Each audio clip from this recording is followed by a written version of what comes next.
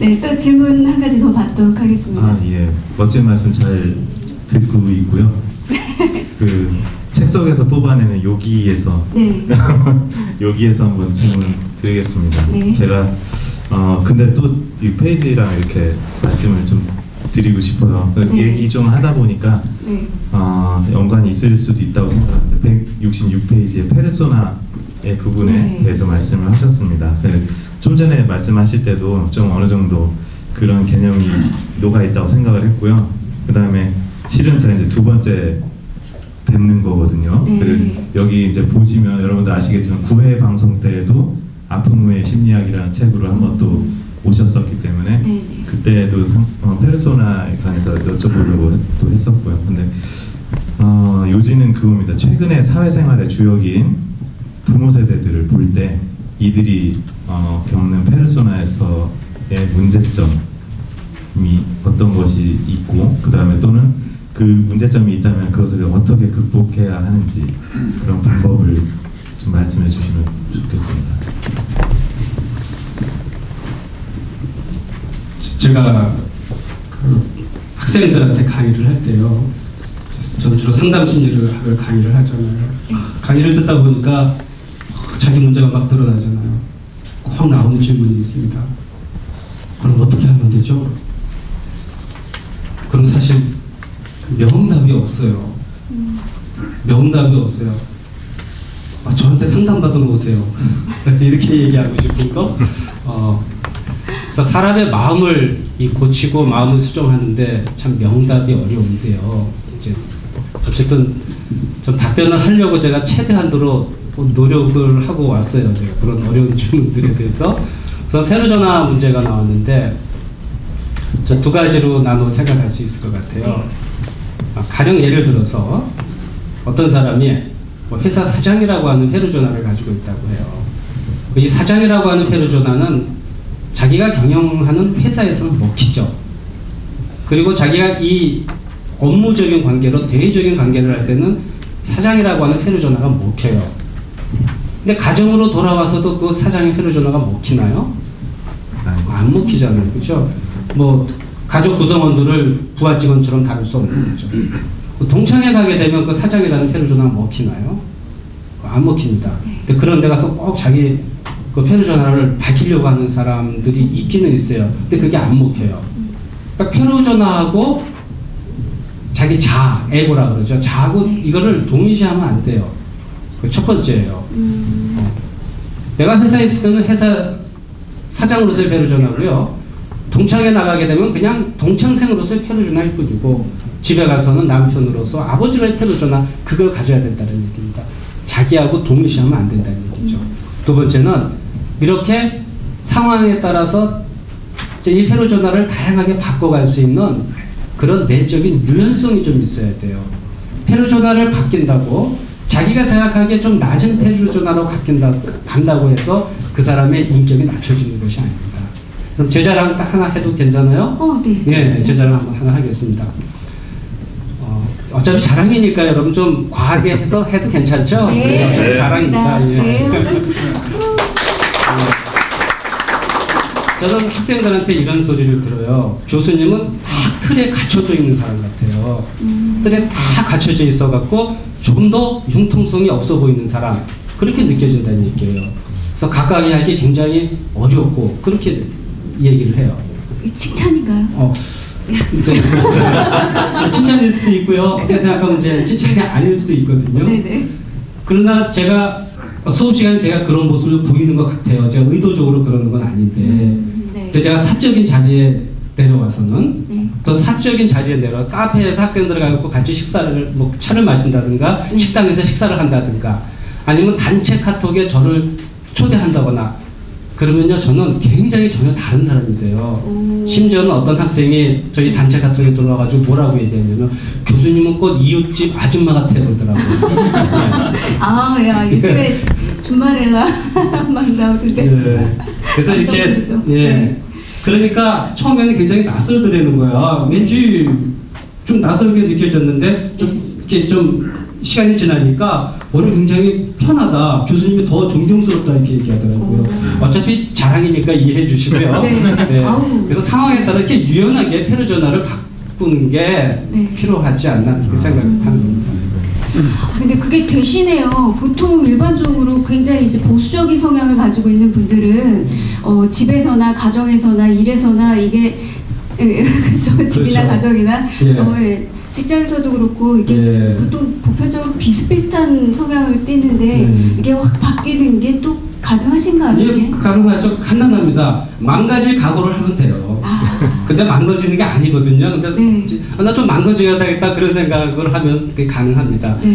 그래서 무슨 뭐 사적인 자리에서도 이렇게 폼을 딱 잡고 있고 상자에 딱 앉으려고 그러고 전 아주 싫어요. 네. 요번에 별명 하나 지어서 가져야지 될 것 같은데요. 박준마? 네. 지금 그 하시는 말씀을 꼭 저한테 하는 얘기 같이 들리는데요. 제가 이제 아까 소개도 예진아 씨라고 이제 했잖아요. 그러니까 제 이름이 이제 권예진이다 보니까 어느 순간 사람들이 이제 예진아 씨라고 부르기 시작하고 저도 이제 그게 나쁘지 않은 거예요. 하나의 페르소나였던 것 같아요. 그래서 그렇게 이제 계속 그런 그 예진아 씨의 가면을 오랫동안 쓰고 살다가 이제 이렇게 심리학 공부를 하게 되면서 제일 먼저 들었던 질문이 나는 도대체 누구인가라는 질문이었었거든요. 그래서 끊임없이 좀 저를 찾으려고 했던 그 시간들에서 굉장히 아프기도 하고 시간도 좀 오래 걸렸어요. 그래서 저처럼 이렇게 자기를 찾으려고 하는 사람들에게 전자님 응원의 메시지 한마디 부탁드립니다. 정말 그 아시라고 하는 페르소나 벗고 싶지 않을 것 같아요. 아시 페르소나는 그렇죠. 아시 페르소나는 뭐냐면 하인이 있는 거거든요. 와. 몸종이 있는 겁니다. 네, 맞아요. 그럼 버리지 마세요. 근데 그걸 버리지 않으면은 아시드끼리만 살아야 되거든요. 아시드끼리만 살면 재미가 없잖아요. 저작거리로 나와야 되는데. 조금 망가질 각오를 하면은 노력하고 있습니다. 간단하게 답변을 해드렸습니다.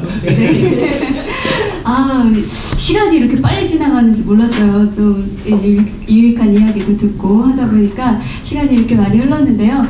마이크를 돌려서 방청객 여러분들 혹시 궁금하신 사항 있으시면 손을 이렇게 들어주시면 질문 좀 받도록 하겠습니다. 혹시 궁금한 거 있으신 분 계신가요?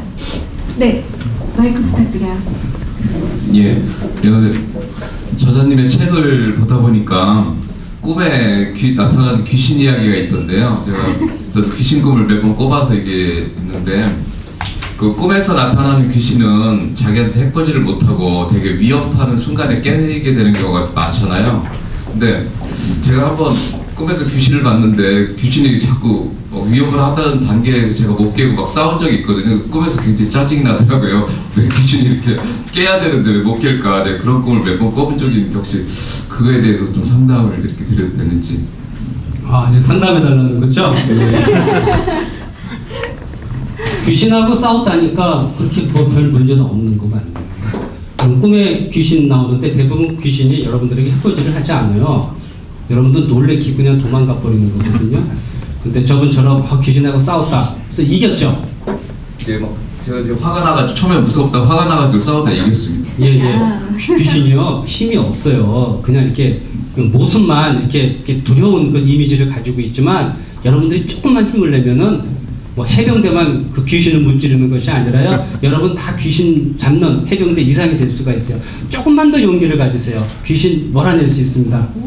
이게 무슨 얘기냐면 조금만 더 힘을 가지자. 조금만 더 우리 자아가 좀 힘을 가지면은 두려울 거 없다 그런 얘기입니다. 축하드립니다. 귀신과 싸워 이긴 사나이십니다. 네. 또 다른 분 질문 있으신가요? 한 분만 더 질문 받도록 할게요. 네. 안녕하세요. 저는 이성우라고 합니다. 저는 좀 어렸을 때부터 좀 상처가 많아요. 제가 처음 기억하는 그 기억이 5살 때부터인데 그때는 부모님이 이렇게 제가 눈 뜨기 전에 일을 나가셔서 제가 잠이 들어서야 이렇게 집에 들어오셨어요. 부모님을 기다리기 위해서 저는 항상 12시가 넘어서까지 불을 켜고 기다렸는데 그 집 주변이 좀 유흥가여서 뭐 술 마시는 소리, 싸우는 소리 막 그런 것들이 너무 무섭기 때문에 TV를 틀면 꼭 그때 공포 영화를 했었어요. 그래서 그거를 또 보기는 무섭고 그렇다고 TV 끄자니 밖에 소리는 더 무섭고 그래서 이불을 뒤집어 쓰고 울다가 이렇게 매번 잠들었던 기억이 있어요. 그래서 지금도 성인이 된 지금도 제가 밤에 혼자 있는 걸 되게 싫어하고 무서워하고 되게 불안해하고 그러거든요.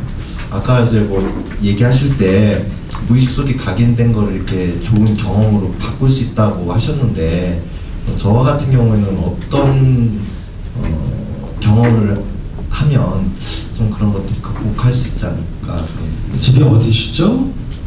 대전이신가요? 예, 지금은 대전 살고 있습니다. 대전이 전국적으로 가장 그 상담센터가 많아요.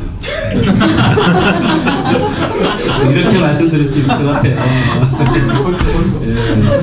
예, 좀 많이 탐색해야 될 게 있어요. 그러니까 어린아이가 집에서 이제 잠들면은 그때 부모님이 들어오시는 거죠. 혼자 계셨을 거 아니에요. 그럼 이렇게 생각을 했을까? 엄마, 아버지가 무척 바쁘고 그렇죠? 가정을 일구어 나가시려고 바쁘기 때문에 엄마, 아빠가 늦게 들어오시는구나. 우리 엄마, 아빠 참 훌륭하다. 이렇게 생각 안 해요, 어린아이가. 엄마, 아빠가 나를 버렸구나. 나에 대해서 무관심하구나. 그렇게 생각한다는 얘기거든요. 근데 아이 입장에서 부모에게 전적으로 의존이 되어 있는데 엄마, 아빠가 나를 버렸다. 이 얘기는 굉장히 두려운 겁니다. 좀 귀신 꿈을 많이 꿨을 수도 있어요. 그렇죠? 예, 꿨죠? 예, 그 귀신에 나온 그 귀신이 바로 두려운 부모의 이미지예요, 아마 틀림없이. 그럼 이제 성인이 돼도요, 어릴 때 내가 두려움에 많이 노출된 그런 상황만 되면은 내가 어렸을 때 경험한 그 두려움으로 퇴행을 해버려요, 심리적으로. 그러니까 막 두려워지는 거거든요. 혼자 있기 힘들어지고. 그러니까 어떻게 이게 치료가 되느냐? 우선 가까운 상담센터 가서 상담 받는 방법이 있고요. 이제 그게 곤란하면은 자기 결혼하셨나요?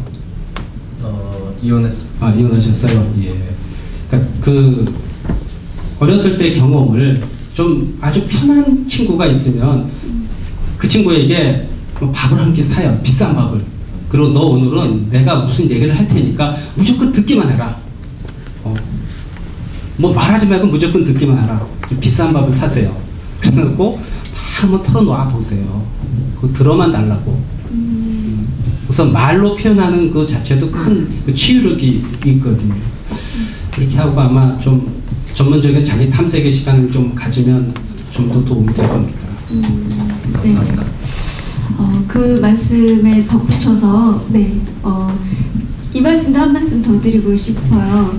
저는 마법의 주문처럼 괜찮아, 화나도 괜찮아, 속상해도 괜찮아, 문제가 있어도 괜찮아, 다쳐도 괜찮아, 울어도 괜찮아, 이렇게 나를 위로할 수 있는 그런 마음이 있다면 좀 견디는데 내지는 이겨내는데 좀 좋은 도움이 되지 않을까 그런 생각이 들어요. 그러면서 나를 좀 예뻐해주고 토닥토닥해주고 안아주고 하는 또 그런 시간들 통해서 또 그러다 보면 견뎌진다고 해야지 되나? 이겨내지지 않을까 그런 마음도 또 들 것 같아요. 이 마음을 털어놓는 것도 굉장히 좋은 방법이고, 네, 그렇게 나 자신에게 또 관계는 마음이다라고 하는데 남이 아닌 내 마음으로부터 먼저 시작된다고 하니까 그렇게 하시는 것도 좋은 방법 중에 하나가 아닐까. 저도 책 보고 배웠습니다. 네, 자 그러면 마지막으로 질문 하나 더 받고 마무리하도록 하겠습니다. 네, 저는 좀 전에 이제 시간이 없어서 끝나면 끝나도 괜찮아 이렇게 생각을 하고 있었는데 기회가 딱 왔습니다. 사실 이제 개인적으로 아까 살짝 언급드렸습니다만 두 번째 만남이고요. 2013년 12월 4일경인가 했을 겁니다. 9회 북포럼에서 이제 지난 그 만남 이후에 우리 저자님께서 세월호 아픔을 겪는 분들을 상담하시느라 많이 바쁜 일정을 보내셨다 제가 들었습니다. 그럼에도 이렇게 초청해 주시고 응해 주셔서 좋은 시간을 만들어 주신 것 대단히 고맙고요. 혹시 우리 저자님께서는 올 한 해가 어떤 의미가 있으며 또는 어떤 계획이나 포부가 있으신지 여쭤보고 싶습니다. 네. 제가 저로부터 좀 자유로워지면서요, 포부가 없어졌어요. 근데 올해는 이렇게 하고 싶어요. 제가 그때 북프롬에 나왔을 때 어떤 분이 관계에 관한 질문을 해가지고 제가 다음번에 관계에 관한 책을 쓰겠습니다. 그때 한 번 더 출연하겠습니다. 그렇게 약속을 했거든요. 오늘 그 약속을 제가 지키는 자리가 됩니다.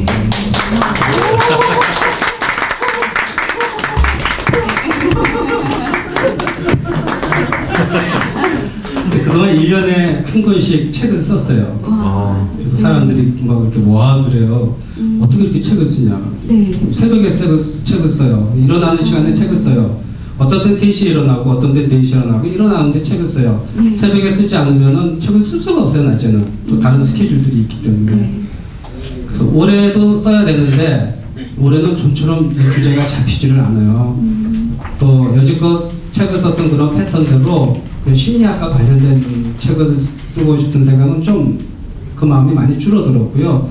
뭔가 그 이상의 어떤 좀 다른 느낌을 주는 책을 좀 쓰고 싶어요. 심리학이 다가 아니다 말하자면 그런 식으로.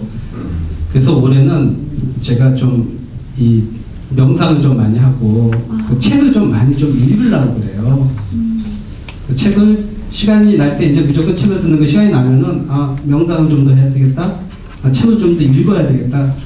그런 포부가 아닌 평범한 그런 뜻을 가지고 있습니다. 이렇게 마음이 편안해지는 일에서부터 어쩌면 나를 찾아가는 시간이 만들어지지 않을까 그런 생각이 드는데, 마지막으로 정말 이렇게 관계 속에서 힘들어하시는 분들 또 어려워하시는 분들을 위해서 마지막으로 정말 귀한 한 말씀 좀 부탁드려도 될까요? 여러분, 관계에 관한 책을 제가 관계를 뭐 아주 성공적으로 잘하는 사람 같으면은 이런 책을 안 쓰죠. 그래서 모든 작가는 책을 쓸 때 거기는 자기 문제가 그 책 속에 녹아져 있는 거거든요. 저도 뭐 예전에는 관계하기를 굉장히 힘들어했던 사람입니다. 제가 왜 관계하기가 힘들었나 그걸 저 자신을 분석해 보니까 저 자신에 관해서 자신이 없는 거예요. 그러니까 왜 자신이 없느냐? 그럼 왜 자신이 없느냐? 내가 나를 잘 몰라요. 무슨 얘기냐면 다른 사람이 저에 대해서 이러이러한 저러한 얘기를 해줘요. 근데 저는 그게 다 사실 같지가 않아요. 예, 그냥 듣기 좋으라고 한 얘기 같고, 좀 기분 나쁜 얘기는 네가 나의 진실을 몰라서 그렇게 얘기하는 거야. 나는 나 자신에서 모르더라는 얘기입니다.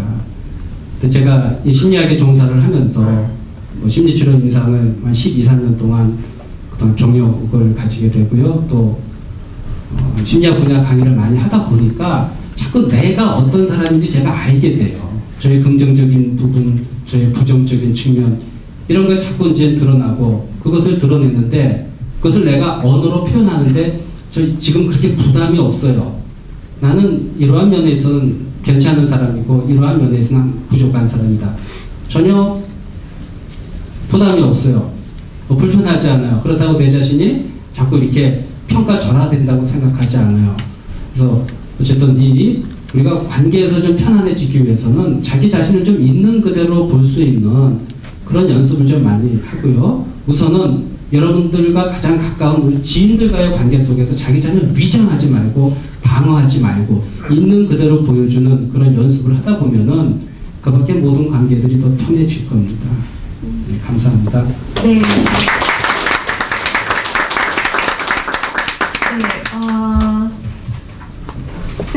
관계는 마음이다라는 이런 뭐라고 해야지 되나, 혼자서 마음속으로 끙끙 앓고 살아가는 이 시대에 진짜 정말 많은 현대인들에게 위로와 격려와 또 아픔을 달래주는 그런 역할을 해줄 것 같은 이 책을 여러분들도 많이 읽으셔서 또 관계에 많은 도움을 가지셨으면 좋겠다라는 생각을 가지면서 귀한 말씀 잘 들었고요. 또 함께 해주신 패널 여러분들 너무 감사합니다. 감사합니다. 고맙습니다. 네, 마무리하면서 다음번 방송 삶의 질 향상을 위한 운동과 건강이라는 책의 저자님 윤진환 저자님을 모시고 좋은 이야기 함께 또 나누어 볼 텐데요. 진행 날짜는 5월 21일 목요일 7시 30분 대전시민대학 장안간 1층 컨퍼런스홀에서 진행됩니다. 시청자 여러분들 많은 참여 부탁드리고요. 함께해 주신 여러분 네 감사합니다. 감사합니다.